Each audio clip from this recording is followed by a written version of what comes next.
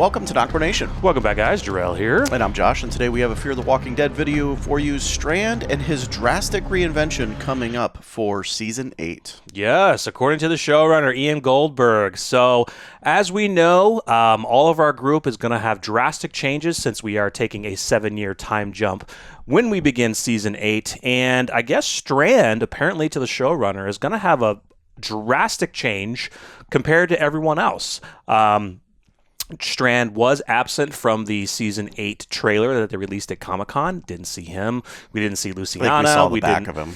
We potentially saw the back of him, yeah. I don't know if it was in the dream sequence or that rage mode of Morgan. I can't remember. Yeah, but he was there. Yeah, I know he was there, but there was a behind-the-scenes photo kind of right before they wrapped up. Was a photo released by Denai Garcia, who plays Luciana, and posing with Kim Dickens and Ruben Blades, and it shows Strand with dreadlocks. So 7 years, he grew his hair out. He wants to be more part of the community. But that's the thing. From what we saw of Strand in Season 7, my God, this man went full-on dictatorship. Yeah. Full-on rage mode, killing people, throwing people off the buildings, wanting to keep his tower, which in the end was destroyed. But he kind of got a little bit of redemption in a sense, because the love that he had for Alicia really brought him back home. Mm-hmm.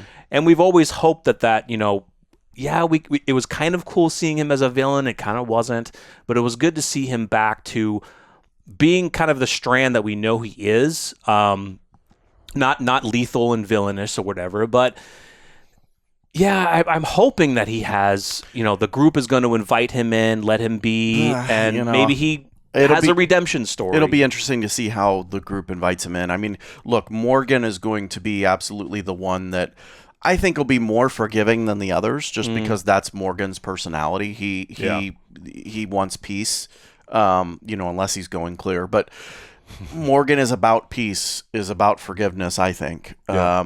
Now, someone that I don't think that is going to forgive him very easily is Daniel. No. It'll be very close. It'll be very interesting to see how Daniel takes Strand being back in the mix. But again, there's also a 7-year skip. We're not going to see a lot of that. We're not going to see a lot of that. Exactly. Right. So we might see just the tensions, that have been brewing for the whole time or lately due to, Morgan and Madison are being in Padre and whoever else was captured by Padre. And then our group on the outside trying to figure out a plan to rescue them, rescue the kids, and whatnot. Yep. So let's get into this. So during WonderCon, Ian Goldberg mentioned that in Season 8, Strand may have the most drastic reinvention of any character on the show when we meet him. Expect a big change from what we've seen before.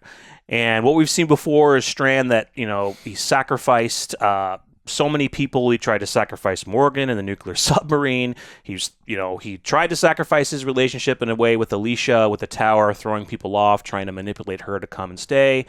So he also mentions that Strand went down a very dark path in Season 7. Yeah, he did. Yeah. With who he became in that tower, and he's dug a deep hole for himself.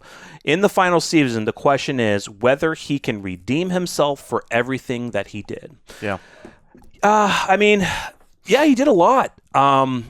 Now, to me, then I see Strand being probably a central figure in trying to save people from Padre, or at least he's going to want to. Right. That's the only thing that I can think of as far as a redemption arc. It's probably a little too early to talk about this, but do you see him sacrificing himself and not making it through the season and being one of those characters that passes? So yeah, that'll be a topic that's going to come up as we go through this season. Is there going to be a major death in the season or by the end, kind of similar to what they did with The Walking Dead? I'd put him at the top of my list, honestly. Again, there's that redemption arc. Right. He doesn't have to do anything for Alicia, right? He's already had that conversation with Alicia. Yeah. He's already displayed his love for Alicia, and Alicia has back to him. So he already has that. Does he feel bad with Madison being around? Are him and Madison kind of, talking? Well, see, there's the thing. Madison and Morgan are in Padre. Well, for So some of it. we kind of have to, for some of it. I'm just talking the season as a whole. Yeah, we're getting to the point where eventually our group is going to know Madison is alive. Strand and Daniel and Luciano, they're going to finally reunite. So then when Morgan and Madison do escape Padre and we're going through the whole war and everything, once Madison learns, if ever, what he did, will that cause tension between the two? Will they find some common ground? He was one of also the last people to see Alicia alive. And as far as they knew, same thing Morgan told her. Him and Madison were really close, too. Very close. Dude, guys, if you guys know the Fear of the Walking Dead, you know those characters have gone through so much and ups and downs. And so that would be interesting to see that dynamic of it. But again, the 7-year skip kind of plays a pretty big role. A big role. We're probably not going to see a lot of this. Not a lot. Maybe quick flashbacks. Certain. I would say they'll probably do flashbacks for specific story details to kind of get us up to speed as to, okay, we're seeing this now. Here's a flashback as to like what led up to this, or certain events that may have happened that Yeah, so it's going to be an interesting season. It's really going to be along the lines of like season 4, how they jumped back and forth a lot, how we saw that a lot. So I'm kind of thinking they're going to structure it in a way like that a little bit. Maybe for the first half, maybe not for the second half. I think the second half is really going to be like a huge battle between Padre and them, and trying to figure it all out. Yeah, trying to kill them all. I don't know. Yeah. So it's I mean, are you excited? I am. I am excited. I'm not the as trailer. Excited the trailer got me excited. As you are. Yeah, the trailer is really what got me excited because it's really heavy on. I think Morgan. Sure. He's the fucking leader, guys. Like he's in the foreground. He shouldn't be. In a sense, he shouldn't be. It should be Alicia, but they didn't write it that way after season 4. And Morgan is the leader, and this trailer was so Morgan heavy, and it's gonna be Morgan heavy because the main person they want to rescue is Mo. Yeah. And. It's gonna be crazy. So I mean, look, I'm excited, but I'm as excited. I'm worried, look, I want to see it regardless. Yeah. I'm excited to see it get to that culmination, that end. And excited to see where these characters go. Really excited to see how Strand, how that works. Yeah, that's the big one. But yeah. For this video, Strand's drastic change. It's got a lot to prove. It's good. Yeah, I mean that's the one question is where is the group that's already on the outside, our main group?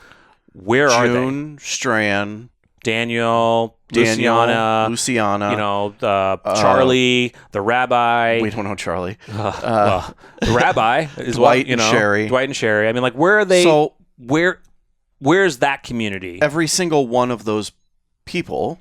Yeah. Knew what Strand did. And I mean, that's a lot of people to win back. Oh, that's a lot. That is a lot. Because he did a lot of things. He killed Alicia's potential, not really love partner, but could have been. He killed that family that Dwight and Sherry were helping. Now Strand didn't physically do it, but he ordered his men to do it. So in a sense, he did do it. Yeah. He tried, he's already tried to kill Morgan numerous times. He would have potentially killed Alicia, potentially killed Charlie. Like, he would have done so many things. And when I see him on that boat as he's saying goodbye to Alicia and he's almost crying, like, you have to come with us, it really shows you he does care. Yeah. But this whole tower debacle, like, it all went to his head, and he was just like, I'm the king. I'm going to be who, in a way, the Strand that we saw in the tower, a lot of people kind of mention this, like, that is the Strand. That is Strand. That is really who he is. Yeah, look, and I do agree with that aspect. Well, I wouldn't say kind of. I kind of actually do agree with that. He's done some shady shit. What did you think when you first met him? Yeah, I mean, he's locked up in that cell. Yeah. With Nick. He was a little sus. Shady. Yeah, he was shady. He's always been shady and a little shady sus. with his boyfriend. Yeah, he's done shady stuff to our characters, to our main group. Yeah. So seeing him like this was like full blown. It's just he took it to another level. He became Palpatine. Yeah. He became the Palpatine he always wanted to be. That's a little aggressive. That's the only thing I could think of to kind of make him think that way. But yeah, I mean, he turned evil. He used it because he knew that was the only way to. He's a survivor. Live. Yeah, exactly. He's a survivalist, but he's an extreme survivalist. But now, how's he going to survive? Right. You know, with 7 or 8 people that are around him that probably in year 1 to 3 could not stand him. Yeah. Now we'll see. Are we going to get any of that 1 through 7? Those 7 years. Showing some stuff. Yeah. Showing. It depends on how they structure the episodes too. So if they do kind of like character type episodes, they could do one for Strand and kind of show what he had to deal with, you know, with our group after the events of the tower, and you know, him trying to, you know, pull himself into their community and try to become one of them, and they're just kind of pushing him on the outs, you know, making like, we don't trust you. You're gonna, if you get a chance again to lead, you're gonna go full rage mode again and become just this villainous piece of shit. But yep, I hope we do get to see something. I'm sure they'll show a little bit of flashbacks, but Strand, I'd say early predictions right now. I'm not sure if Strand would be a major character death, but possibly. Yep. Yeah. Because you'd want. Well, see, like, here's the thing. Like, not that you have to have a major character death that really just makes you go, oh shit. I mean, you know, the character death in The Walking Dead was very shocking, but there were rumors that it could happen for quite some time, just because the character growth and the character was wasn't really. You were shocked, but in a way you weren't shocked. I don't think we need a major character death in Fear to make it any greater. To end it? Yeah, not necessarily. No, it is what it is. You don't really need it. Yeah, you don't really need it. Yeah. You're not gonna. Yeah. We have a separate video on deaths, but that'll be down the road before they start. Yeah. But guys. So let us know your thoughts. Let us know if you are excited for this final season. I know I've seen a lot of in the comments. The people that are just. They're like, we're ready for it, Like me? Well, not really. Not like you're not ready for it, like we want this done and over with. Now, there are some fans that are like that. No, I'm not like that. I'm just like... They're excited, but they're also worried. Yeah. Yeah. Yeah. Yeah. I'd say they're probably more excited for Dead City than this if they're Fear fans. If they're not Fear fans, they probably don't care. But let us know your thoughts in the comments. Do you think that Strand will have a good kind of reinvention? Will he gain the trust back of our survivors after these 7 years? Will this event with these events in the final season really culminate his character to really, by the end, Daniel just shakes his hand and be like, all right, man, we're good. Like, I won't fuck with you anymore or try to kill you anymore. We'll find out. We'll definitely find out. So May 14th is the final season start date. Make sure you come back here for our reactions and stay tuned for some other videos ahead of the premiere. And we will see you guys in the next one. I'm Jarrell. I'm Josh. We're NocBro Nation. We're out.